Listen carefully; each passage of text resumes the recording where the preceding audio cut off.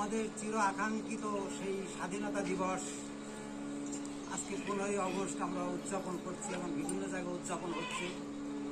সেই স্বাধীনতা দিবসের প্রাক্কালে আমার স্বরচিত একটি দেশাত্মবোধক সঙ্গীত পরিবেশন করছি।